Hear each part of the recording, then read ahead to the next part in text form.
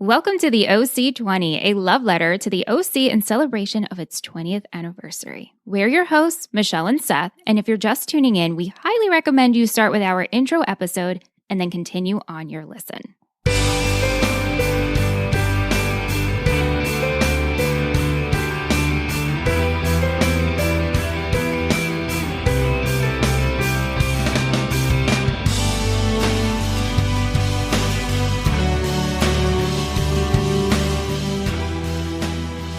Super excited for this episode. It's our last one of season 1. Yeah. Oliver Trask. Like, when you sent your character list to me and Oliver was on the list, I was like, yes, I love Oliver. I love the Oliver episodes. They're a wild ride. Yeah. So many people hate Oliver. Josh Schwartz has said he has said in the past that he regrets the Oliver arc. Because also I think the audience hated so much that this was a vice to tear Ryan and Marissa apart. I disagree. Oliver is so entertaining. Yes. And for the middle of season 1, this is exactly what we needed. Oh, I agree. I can't imagine, I don't mean to interrupt you. Sure. I just want to say he was portrayed by Taylor Hanley. Great job, Taylor. That's the actor's name, yeah. I can't imagine season 1 without this little... It's a detour. Sure. It starts, it ends. It's never mentioned really beyond the difficulties of the trust between Ryan and Marissa. You know what I mean? But it's not like people are like, wow, Marissa, remember when that dude had a gun and he was holding you hostage in a hotel room? So I see where you could take it out, but why? Why would you? It's crazy.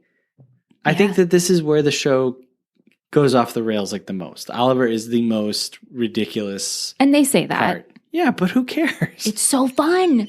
And I look forward to it every rewatch. I'm like, yes, buckle in. I love Oliver. Yeah, I think he's great. He was another point when I was watching the show when I was like, oh, what's going on here? Because like I said in our first episode, his name is Oliver Trask, which is exactly Bolivar Trask, which is from X-Men.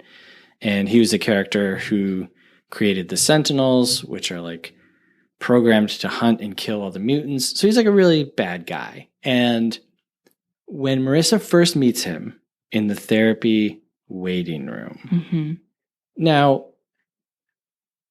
I've never been to physical in-person therapy, so I might not be an expert on this. Did you ever watch, I think it was called In Therapy, In Session? With? Man, it might have been Gabriel Byrne. I know what you're talking about. It was an HBO show. Yes, it was about this guy. I never watched it. He has like 4 or 5 recurring patients each week. It was a really good show. Yeah. Obviously, I don't even remember who was in it. But they would like space out when people get there and when people arrive. I feel like that's normal. Well, I go to therapy and I'm always waiting in a waiting area. With other people? Really? But they're going to see other people. Okay. And these two are seeing different. Are they? Okay. All right. So I guess this is normal. Like door 1, door 2. It just seemed real strange. Like, hey, let's put these 2 kids together and they'll talk and hang out in the waiting room together. Did you think he was bad news from the beginning? From the moment that you see him, he's bad news. He's got crazy eyes. You think that Luke is the antithesis to Ryan, right? You think that they are the opposite ends of the spectrum. And then you meet Oliver and you're like, oh, never mind. This is like the real villain has shown himself. Because even Caleb, right? The reason that I landed on Oliver was because before we figured out like exactly how we were going to do the show, I had proposed maybe doing an episode just on like the villains, like the bad guys of the show. Even Caleb, though, you come to find out, doesn't have any money and he's now in trouble. And so now you are like, oh no, now I'm starting to feel sympathy for Caleb. Like, what's going on here? Oliver is the 100% tried and true villain. He is like the devil twirling his mustache evil guy in the show. And maybe that's why he feels so outlandish and like outside. Maybe that's why they regret doing him. I don't care. It's great. But yeah, from the moment you see him and when he starts talking to Marissa, you're like, nope, this isn't good. And then he says, my name's Oliver Trask. And I was like, yeah, that's really, really bad. That'd be like if you were like, hi, my name is the Smurminator. I'd be like, oh, that sounds like the Terminator. So, yeah. What did you think about him? I mean, I love him so much, but also, he's bad news. Yeah. And so, like you said, we meet him in therapy, and then he invites Marissa to his New Year's Eve party. Mm-hmm. He lives in the penthouse. Mm-hmm. It seems like his parents are in charge of hotels. Yeah. But you had an interesting point about Paris Hilton. Yeah, I felt like, so Paris Hilton makes a guest appearance on the show. Yep. I have nothing against Paris Hilton. I love Paris. Go for it, whatever. Do your thing. I feel like they chose like hotel guy because at this time, so many people were down on Paris Hilton, and Paris Hilton was like a villain that everyone loved to hate kind of a thing. And I think today, Oliver would be like an influencer. You know what I mean? Like that would be like his thing.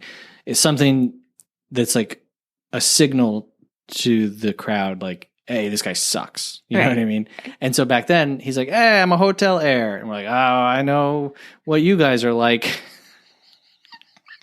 You know what I mean? Yeah. It's something that you can give as like his status without him being like, I'm a murderer. You know what I mean? Something that doesn't tip us off right away, but something that kind of sets us like, I don't like this guy. Right. And of course, he's battling with mental health. Mm-hmm. He has addiction problems. Marissa, but Marissa can relate to him. Yes. Because they can talk. Yeah.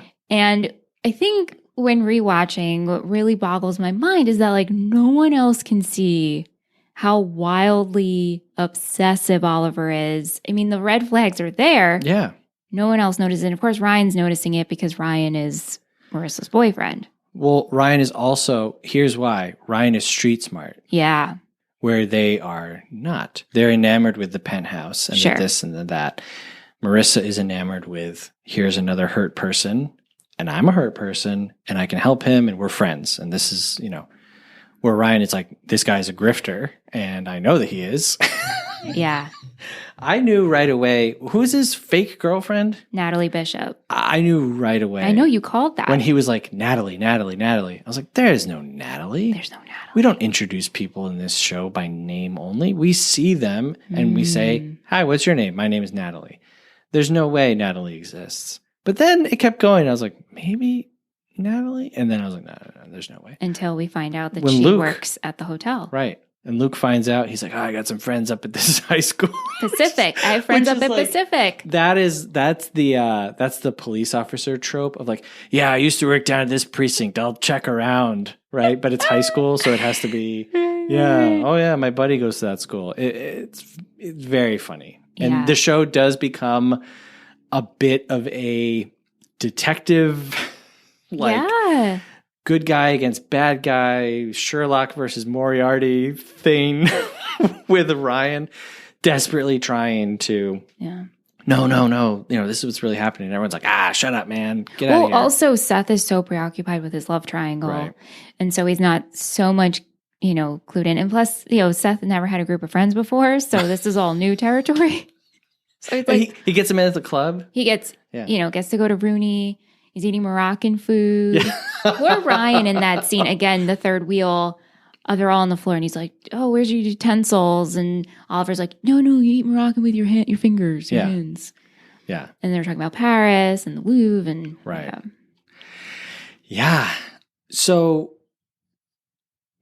did you think Oliver was crazy? Yeah. Okay. Oh yeah. Okay. I mean, I think anytime you bring in an outside character that's going to maybe get in the middle of two main characters that are a couple, bad news. He was just sketchy. I mean, and then in that episode, The Third Wheel, when We see him get caught buying drugs. Yeah. And then he's such a manipulator. Ryan helps him. And yeah, it's... when he's, clearly having an issue and he's like hitting himself a few times throughout his arc, it's very scary. Yeah. It's very scary. It's very intense. And I was like, oh, I've been here before with people like this in real life. Yeah, this is very intense. Yeah. It's funny that you said when a character comes into the story and comes between the two main characters, you can always tell it's a bad guy. It's literally how Ryan comes into this story, a story already in progress with Luke and Marissa. And everything that people think Ryan is, Oliver actually is. Everyone's convinced that Ryan is there to just like steal from them and lie and steal your girl and whatever. Oliver actually does those things. And so when we see it play out, it's like, oh man, like this is really, really bad. And no one has those guards up that they had with Ryan. And so I think that's also part of what bothers Ryan. Yeah. Is it's like, well, why are we treating this guy? Because he's got money, So, yeah. When I was watching the final episode with Oliver, I was texting you as it was happening. And I texted you, I bet you anything he's going to come out with a gun. And as I sent that to you, I replied, I was like, oh, yep, there it is. Because you could just like feel it. Yeah, you know it's coming. Like, what did you think when that happened? Was it shocking? It was shocking. The first time I was like, oh my God, we're doing a gun again. Would you have seen that episode live on TV? Yes. Okay, when it came out? Yeah. I don't remember. There's 2 episodes I remember clearly watching in person. And it's the season 3 finale and it's the series finale. Okay. Those are like 2 specific episodes of where I was and did you happened. cry both times? Oh, yeah. Oh, yeah? Oh, yeah. Okay. I got something to look forward to. Season 3 and season 4? Well, season 4 is a series finale. So right. that's it. But season... Does Oliver come back in the season finale? Funny enough to bring that up, though. So on Let's Talk OC, we would do fanfic contests. Okay. And we would partner with everythingtheoc.com. Awesome fan site, and they have t-shirts and everything. And so we put out a prompt, and it was the Coens go on vacation end. And then my brother-in-law, he wrote a fanfic of Welcome to the Bronx, bitch. And it's where Oliver goes to live with the Nana. And the Coens show up on vacation and see Oliver. And it's fantastic. Wow. It's so really good. Interesting. And I love that some of our listeners like just used Oliver in their fanfics. But Oliver, after the Rooney concert and everybody goes home, they're playing video games, and then you just see Oliver's eyes appear outside the window. You're like, oh my God, he's such a creep. Yes. I love it so much. And when he shows up at school. Yeah, he transferred. And he's just kind of like, yeah, I transferred. Yeah. And also, I'm in all of Marissa's classes. Yes. And that's, again, like, that's where the show is really like, okay, this is very silly. Yes. It's very, very silly. I but agree. It feels like it has to happen quickly and to that extreme. Otherwise, we as the audience would be like, Ryan is just paranoid or Ryan is just jealous. And it's not that. Mm-hmm. And I can't remember now. Like, is there more evidence that he's like bad? Well, until that final reveal with the gun when he's holding her hostage? Well, Ryan, the girlfriend, I know the made up girlfriend. And then also Ryan breaks into the school and looks in his file, right, and sees like his past, right, cutting himself, right. He had got a restraining order, from a girl, right? Okay, yeah. I couldn't remember like how far we are on Ryan's side of like. Right. It's evident, but you never know. There could be a switcheroo, and sure, Oliver is just like, no, I'm sad. I'm just sad. Well, also, I mean, Oliver can be complex in the sense where his parents aren't around. Sure. Like, what kind of parents don't like aren't around? I'm not. Look, Oliver's nutso, but I get all of the elements that make him him. Totally, and also like the New Year's Eve episode in the countdown, Anna is at that party. And she's like, oh, my parents are friends with the guy's parents who own the hotel. Right. Or that he's staying in. And we're like, oh, Anna's. Yeah. That's interesting. Throwing Anna in there. Quick little side note. Mm-hmm. There's a man that they meet at that party. Yeah. Who says that he's so-and-so from Arkansas. Yeah. And it feels totally... that's a real-life comic book writer. Oh, is it? Yeah. How'd you figure that out? Whenever I'm dissecting something, any name or like little factoid, I just look for it. So he had actually done some writing, I think, for the OC, but he was predominantly a comic book writer. Huh. And so that's another comic book connection, specifically with Oliver's little arc. And so there's little things like that. You have to look for them and pay attention, but there's a lot of crazy stuff like that. Oh my God, to season 2. And like the name that he gives, I mean, the name of the town that he gives is literally like where that guy was from. Really? Yeah. I'll have to look it up. Yeah, look it up. You'll have to let me know. Yeah. Let's just talk a little bit about the Lynx when they go to Palm Springs. Sure. And just Oliver being so sad. So Marissa has to ride with him. Yes. Oh, he's like speeding. And then we have the whole golf cart scene. Yes, when he runs them off the road. He's like Cruella DeVille in that scene. I was texting with you about it when I was watching the episodes.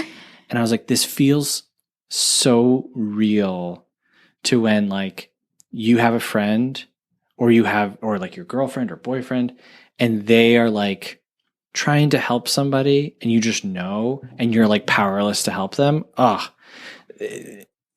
Even though this is outlandish, this felt very relatable to me in terms of like being a young person and you're ill-equipped to deal with real sinister stuff. And that's what Oliver is. Like he is absurd and silly, but he represents like real evil, actual evil in the show. Like everything that you thought, with Luke, where you're like, oh, that's not okay to say, or oh man, that's creepy. It's so different. And then Oliver shows up and you're like, whoa, never mind. He's a serial killer. He's a whole new level. Yes, he's a whole different level. And it helps, again, to like bring contrast to Ryan and definition to him, where it's like, oh, he stole a car? Oh, okay. Like, whatever. Like, get over, all these people who don't trust him and don't like him. It's like, get over it. This dude is like about to kill, Marissa. Right. For leaving the room. Yeah. It's, not good. No. I didn't know what was going to happen. Like when he has Marissa in the hotel room, Luke got shot already. So I was like, oh my God. And I think I had also texted you. I was like, Ryan is going to burst into this room and he's going to get shot. And I was convinced somebody was going down and that would be like a cliffhanger. No, they just arrest him and take him away. When did you think Marissa was going to figure it out? Could you feel it in that episode where she goes to stay with him? He says he overdosed. Well, who figures out the girlfriend thing at the front desk? That's Marissa. Because she says, oh, your name is Natalie? Yeah. Yeah, then. I was like, okay, there's no... But the fact that she went back up there, because she didn't know all... Well, she is the virtuous person who's, never to her own... it's always going to be to her detriment that she's helping other people. Yeah. And so I wouldn't have done it, but I wouldn't do half of what Marissa does. I probably would have done it. You would have gone back up? Well, if this was a friend of mine who was struggling, like I didn't know he was going to go crazy and have a gun. It's true. But maybe I would have just... stood at the door? Yeah. Like, hey. Hey, Natalie's downstairs. The woman at the front desk is named Natalie Bishop. Right. Yeah. Huh. And then he gets all like with the gun. Right. Yeah. Anyway, great. So I can't imagine the season without him. I don't want to imagine the season without him. I want more of him. I want him to just keep coming back every season, like Sideshow Bob from The Simpsons. Yes. Oh, yes. So like it doesn't even like make sense that he's back, but it's just like I don't care. I just like you interacting with these people. I agree. Yeah, I would love so. That's my big season 2 hope is is that we either get more Oliver or a different Oliver, like just someone else crazy who appears. But whatever. What do I know? Thanks, Seth. Hey, thanks, Michelle. This was fun. Wow. We did it. Yeah, we did it. I'm excited. And you'll continue to watch and we'll come back and do something? I'll continue to watch, yeah. If you enjoyed listening to any of these, you should check out Michelle's other show, Let's Talk OC. She goes through the whole show, episode by episode, right? Yeah. Yeah. Yeah. And, since you're here, you like movies, I think. So continue supporting Movie Friends. Yeah, if you're here, check us out on Movie Friends. Yeah. We'll definitely do more when I watch them. Mm-hmm. I'm probably not going to watch the second season 2 times in a row within the span of a month, which I think is close to what you did that we did with the first season. So it was fun. It's a lot, 27 episodes. I know. And I kept being like, maybe this next one will be 30 minutes. No. You could definitely do season 2 once through. Now that you know the characters, you're just gonna be like, you'll pick up on your movie, things that you notice. Yeah. Yeah. So stay tuned. Yeah. Yes. Exciting. I feel accomplished. Oh my gosh.